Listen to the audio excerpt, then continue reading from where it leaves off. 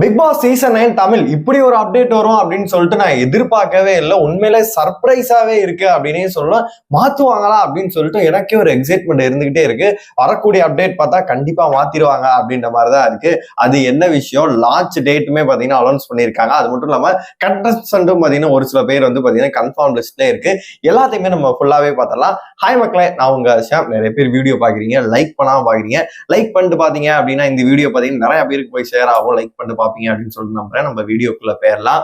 அதாவது அக்டோபர் 5ஆம் தேதி ஞாயிற்றுக்கிழமை வந்து லான்ச் ஆக போகுது. அக்டோபர் மாசம் ஸ்டார்ட் ஆக போகுது, ஃபர்ஸ்ட் வீக் ஸ்டார்ட் ஆக போகுது அப்படின்னு சொல்லிட்டு நம்ம பல வீடியோ போட்டிருந்தோம். அதுக்கு எதுக்குடா அனௌன்ஸ்மெண்ட் அப்படின்ற மாதிரி, பருத்தி மூட்டை குடோன்ல இருக்கலாம் அப்படின்ற மாதிரி பாத்தீங்கன்னா எனக்கு அது பெரிய சர்ப்ரைஸ் எல்லாம் கிடையவே கிடையாது. நான் எதிர்பார்த்தது என்னன்னா, பார்க்க தான் புரியும், போக போக தான் தெரியும், ஒண்ணுமே புரியலன்னு சொல்லிட்டு இவங்க ஒரு டேக் லைனோட ஒண்ணு போயிட்டு இருக்காங்களா. போன வருஷம் பார்த்த ஆட்டமும் புதுசு ஆளும் புதுசு அப்படின்ற மாதிரி ஒண்ணு சொல்லியிருந்தாங்களா. இந்த டைம் இதை வந்து பார்க்க தான் புரியும், போக போக தெரியும் அப்படின்னா என்ன சொல்ல வராங்க அப்படின்ற ஒரு எக்ஸைட்மெண்ட் இருந்துச்சு.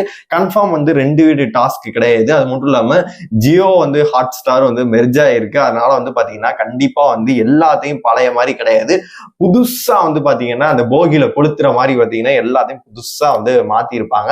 அதெல்லாம் கண்டிப்பா எக்ஸைட்மெண்ட் ஏற்படுத்துற மாதிரி பாத்தீங்கன்னா கிரியேட்டிவ் டீம் கண்டிப்பாவே மாறி இருப்பாங்க.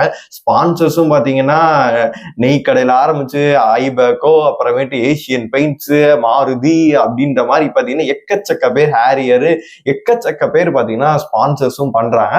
அதனால எந்த ஒரு குறையுமே இல்லை. அவங்கள வச்சு டாஸ்க்கும் பாத்தீங்கன்னா ஹெவியாவே பண்ணுவாங்க. அதுக்கு எந்த ஒரு குறையுமே இருக்காது. கிரியேட்டிவ் டீம் மாறினால கண்டிப்பா நம்ம எதிர்பார்த்து காத்திருக்கலாம். ஏதாச்சும் ட்விஸ்ட் அண்ட் டர்ன்ஸோட பாத்தீங்கன்னா கண்டிப்பாவே இருக்கும் அப்படின்னு சொல்லிட்டு ஷூராவே சொல்லலாம்.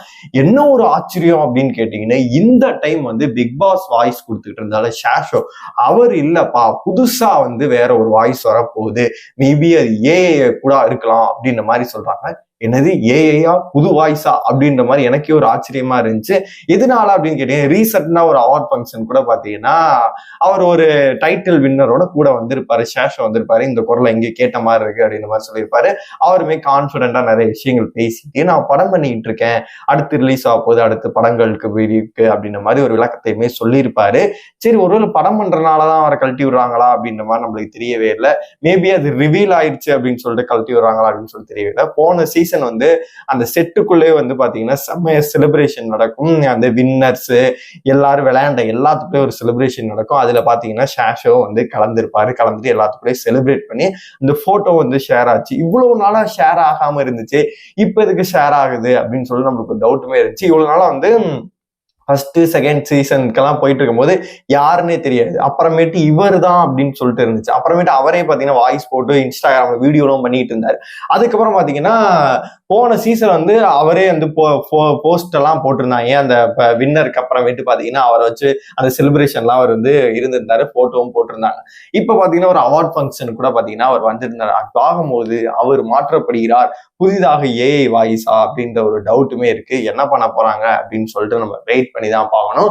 அதுக்கப்புறமேட்டு பாத்தீங்கன்னா 5ஆம் தேதி வந்து லான்ச் பண்ண போறாங்க. இந்த சீசன் வந்து பாத்தீங்கன்னா கண்டிப்பா வந்து கிரியேட்டிவ் டீம் வந்து வேற மாதிரி கொண்டு போக போறாங்க. இந்த 2 வீடு கான்செப்ட்லாம் இல்லாம பாத்தீங்கன்னா புதுமையா வந்து பாத்தீங்கன்னா டாஸ்க் எல்லாம் ஹெவியா இருக்கணும். எதனால பர்டிகுலரா இந்த விஷயத்த சொல்றேன் அப்படின்னு கேட்டீங்கன்னா, எல்லா கிரியேட்டிவ் டீம்ல வந்து பாத்தீங்கன்னா எல்லா தெலுங்குவா இருக்கட்டும், மலையாளமா இருக்கட்டும், ஹிந்தியா இருக்கட்டும், அங்கெல்லாம் வந்து டாஸ்க் வந்து களிமண் டாஸ்க்ல இருந்து பாத்தீங்கன்னா செம்ம ஹெவியா இருக்கு. இன்ன வரைக்கும் தமிழ் பிக் பாஸ் சீசன்ல அப்படி ஒரு டாஸ்க் வந்து வச்சதே கிடையாது. அந்த நீயும் பொம்மை நானும் பொம்மை டாஸ்க், அதுக்கப்புறமேட்டு ஒரு அந்த காயின் வச்சு கில்லர் காயின் டாஸ்க், இது 2 தவிர பாத்தீங்கன்னா மத்த எதுவுமே வந்து பாத்தீங்கன்னா வெறித்தனமா இருக்காது. போன சீசன் அந்த கிளைமேக்ஸ்ல தான் பாத்தீங்கன்னா அந்த முயல் டாஸ்க் மட்டும் வெறித்தனமா இருந்துச்சு. அந்த மன்றம்னு சொல்லிட்டு ஒரு ட்ரம்மை வச்சு ஒண்ணு பண்ணாங்க, அது மட்டும் வெறித்தனமா இருந்துச்சு. மத்தபடி பாத்தீங்கன்னா டாஸ்க் எதுவும் ஹெவியா கிடையாது. இந்த சீசன் அது வந்து கண்டிப்பாவே எதிர்பார்க்கலாம் அப்படின்ற மாதிரி சொல்லப்படுது. வெயிட் பண்ணி பார்க்கலாம். அப்புறமேட்டு கண்டஸ்டன்ட் லிஸ்ட்ல பாத்தீங்கன்னா இப்ப புதுசா ஆட் ஆயிருக்குது யாரு அப்படின்னு கேட்டீங்கன்னா, மயில்சாமி அவர்களோட பையன் வந்து யுவன் அவர்கள் வராரு அப்படின்ற மாதிரி ஒரு அப்டேட் வந்திருக்கு. அதுக்கப்புறமேட்டு நான் இந்த அப்டேட்டை வந்து நான் எதிர்பார்க்கவே இல்லை. இவர் வருவாரா அப்படின்னு சொல்லிட்டு எதிர்பார்த்தப்ப இல்லப்பா, இது 2 ரீசனுக்காக வராரு அப்படின்ற மாதிரி சொல்லப்படுது. ஏன்னு கேட்டீங்கன்னா, ஸ்ரீகாந்த் தேவர் அவர்கள் மியூசிக் டைரக்டர், அவர் ஃபர்ஸ்ட் வீக்கே ஒருத்தரை வந்து எவிக்ட் பண்ணோம். பெரிய ஆட்களா ஒருத்தர் இருக்கணும், ஒரு பூம் கிரியேட் ஆகும். அதுக்கு மட்டும் இல்லாம பாத்தீங்கன்னா ஸ்ரீகாந்த் தேவா ஆல்ரெடி இப்போ வந்து நிறைய கான்செப்ட் எல்லாம் பண்ணிட்டு இருக்காரு. இப்ப ஹிப்ஹாப் தமிழா வந்து ஒரு படத்துல வந்து அவர் நடிக்கிட்டு அவர் என்ன சொல்லியிருக்காரு, ஒரு 2 மாசம் கழிச்சு நான் நடிச்சுக்கிறேன் அப்படின்ற மாதிரி சொல்லியிருக்காரு, கான்செப்ட்னு சொல்லியிருக்காரு. இதெல்லாம் அப்படியே வச்சு லைன் பண்ணி பார்க்கும்போது பிக் பாஸ்ல ஒரு சப்போஸ் வந்து 1-2 வாரங்கள் இருக்கலாமா, இல்ல ஃபர்ஸ்ட் வீக்கே எவிக்ஷனுக்காண்டி ஒரு பூம் கிரியேட் பண்றதுக்காண்டி வந்து அவர் உள்ள இறக்குறாங்களா அப்படின்னு சொல்லிட்டு தெரியவே இல்லை. அதுக்கப்புறமேட்டு உமர், நேகா, விஜய், சோபனா வந்து நம்ம இதுல பார்த்திருப்போம். அவங்க ஃபேமஸ், சரியான ஃபேமஸ், அவங்களுக்கு நல்லாவே தெரியும். அப்புறமேட்டு நிறைய பேருக்கோட பேர்கள் பாத்தீங்கன்னா கன்ஃபார்ம் லிஸ்ட்ல இருக்கு அப்படின்னே சொல்லலாம். விஜய், பார்வதி அக்காக்காக தான் பாத்தீங்கன்னா எல்லாரும் வந்து ஈகராகவே வெயிட் பண்ணிட்டு இருக்காங்க அப்படின்னே சொல்லலாம். ஏன்னா நான் முன்னாடியே ஒரு வீடியோல சொல்லியிருந்தேன், அவங்களோட சர்வைவரை வந்து நீங்க ஃபுல்லா பாத்தீங்கன்னான்னு தெரியல, நான் ஃபுல்லா பார்த்து ரிவ்யூ பண்ணேன். அப்ப பார்க்கும்போது இந்த சர்வைவர்லயே பாத்தீங்கன்னா அக்கா மட்டும்தான் வந்து வேற லெவல்ல கண்டென்ட் கொடுப்பாங்க. அது எங்க இந்த மாதிரி ஏசி ரூம் இதெல்லாம் கிடையாது, ஏசி இங்க உள்ள வீட்டுக்குள்ள பிக் பாஸ் வீடு மாதிரி கிடையாது, காட்டுக்குள்ள அக்கா கண்டென்ட் கொடுப்பாங்க. ஃபுல்லா பாத்தீங்கன்னா காட்டுக்குள்ள இருக்கும். அது மட்டும் இல்லாம பாத்தீங்கன்னா டாஸ்க் வந்து வேற லெவல்ல இருக்கும், செம்ம ஹெவியா இருக்கும். அதெல்லாம் பண்ணவே முடியாது அப்படின்ற மாதிரி இருக்கும். அர்ஜுன் அவர்கள் தான் ஹோஸ்ட் பண்ணியிருந்தாரு. அப்படிப்பட்ட ஒரு இடத்துல பாத்தீங்கன்னா அங்கேயுமே வந்து 2 வீடு கான்செப்ட் மாதிரி பாத்தீங்கன்னா காடர்கள் வேடர்கள் சொல்லிட்டு 2 பேரா பிரிச்சிருப்பாங்க. அக்கா ஒரு டீம்ல இருந்தாங்க. அந்த இடத்துல வந்து பாத்தீங்கன்னா அக்கா மட்டும் தனிச்சே இருப்பாங்க. எல்லாரும் கூட வந்து பாத்தீங்கன்னா சரியான ஒரு சண்டை ஆகும் அப்படின்ற மாதிரிதான் இருக்கும்.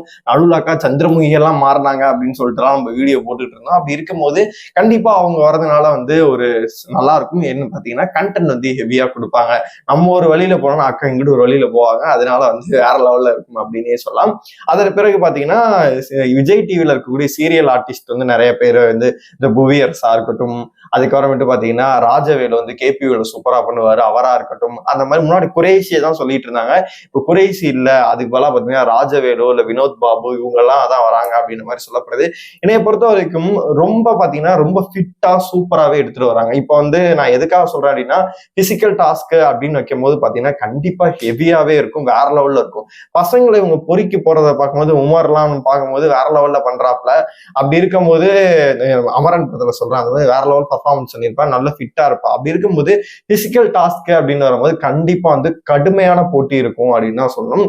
ஒரு சில சீசன்ஸ்ல நம்ம பார்க்கும்போது ஜிபி முத்துவா இருக்கட்டும், இல்ல சுரேஷ் சக்கரவர்த்தியா இருக்கட்டும், ஆனா 1-2 வாரத்துல வந்து போயிடுறாங்க. அப்படி இருந்தாலுமே கூட பாத்தீங்கன்னா டாஸ்க்ன்னு வரும்போது வந்து ஒரு டாமினேட் பண்ணி போயிடும். இவங்க போட்ட கண்டஸ்டன்ட் எல்லாமே பார்க்கும்போது எல்லாம் வந்து ஹிந்தியோ இல்ல வந்து தெலுங்குலயோ மேக்சிமம் சொல்ல போனா ஹிந்தியில எப்படி இருக்கோ அதை வந்து எடுத்துட்டு வர மாதிரி பாத்தீங்கன்னா கண்டஸ்டன்ட் எல்லாமே எடுத்துட்டு வராங்க.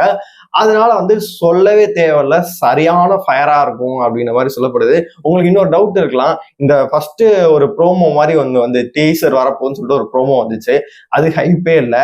செகண்ட் வந்து பாத்தீங்கன்னா ஒரு ப்ரோமோ வந்துச்சு, ஒன்னும் புரியலன்னு சொல்லிட்டு எல்லாம் தப்பா பண்ணிட்டு இருப்பாங்க. விஜய் சேதுபதி அவர்கள் வந்து எதுக்கு இதை பண்றீங்கன்னு சொல்லிட்டு கேட்டு போக புரிய பார்க்க தெரியும் ஏதோ ஒன்று பண்ணிட்டு இருக்காங்க, அது ஒரு ஹைப்பே இல்லை. பட் டேட்டுக்கு பாத்தீங்கன்னா 5 மணிக்கு அறிவிக்கிறோம்னு சொல்லிட்டு டப்புன்னு அறிவிச்சுட்டும் போயிட்டாங்களே, எதுவுமே ஹைப்பே இருக்க மாட்டேங்குது, மொக்கையா இருக்குமா அப்படின்னு சொல்லிட்டு உங்களுக்கு தோணலாம். அதாவது லோகேஷ் கனகராஜோட ஃபார்முலா வந்து இவங்க கையாளுறாங்களோன்னு எனக்கு தோணுது.